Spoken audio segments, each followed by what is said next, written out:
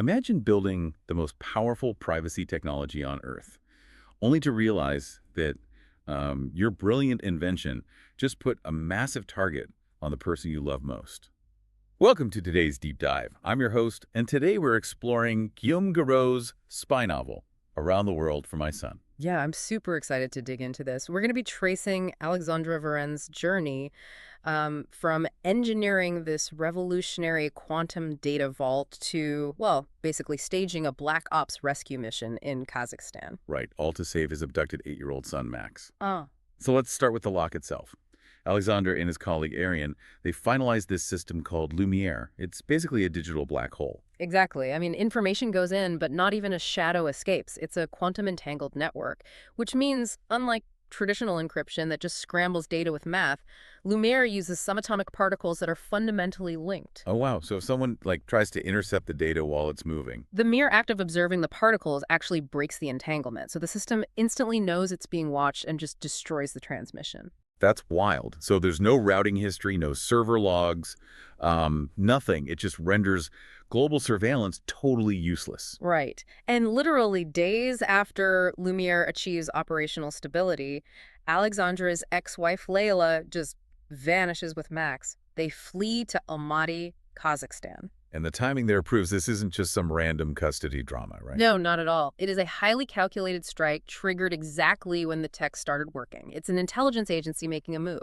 Right. So Alexandre, he initially tries to play by the rules. He goes to the police and courts, in the U.S. and Kazakhstan, but he hits a massive wall. Yeah, the authorities just dismiss the whole thing as a domestic dispute. Which, makes you question things. Uh-huh. Was the justice system actually broken here, or is it functioning exactly as designed to protect state interests and exhaust this foreign father? Oh, it's absolutely the latter. These institutions weaponize reasonableness and procedure. By demanding constant translations and endless paperwork, they create this legal fog. Wow, just bleeding him out emotionally and financially.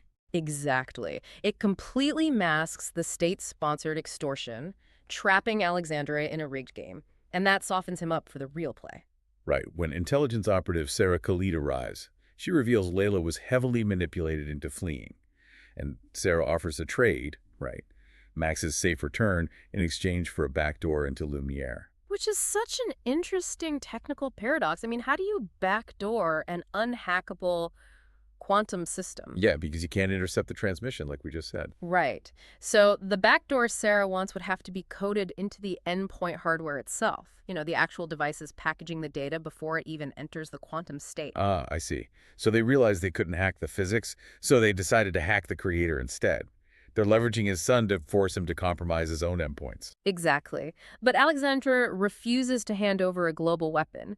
Instead, he recruits Malik Diop, who's this ex-French Foreign Legion security specialist. Because he needs to bypass the legal gridlock entirely. And the climax of this extraction in Kazakhstan is just incredible because it relies on the complete absence of tech. Yeah, to rescue Max from that rural farmhouse, they have to go completely analog. Right. They drop the perimeter guards using physical stealth, infiltrating the property without triggering any electronic footprint at all. And the tension really peaks during the armed standoff in the yard with Layla. I mean, it isn't some cinematic shootout. It's a frantic de-escalation. Yeah, Alexandre has to physically talk down his manipulated ex-wife, secure his son, and escape. It's just brutal ground-level human conflict. But they pull it off. They get out. They do. And my favorite part is what Alexandre does on the flight home. It's like destroying the One Ring.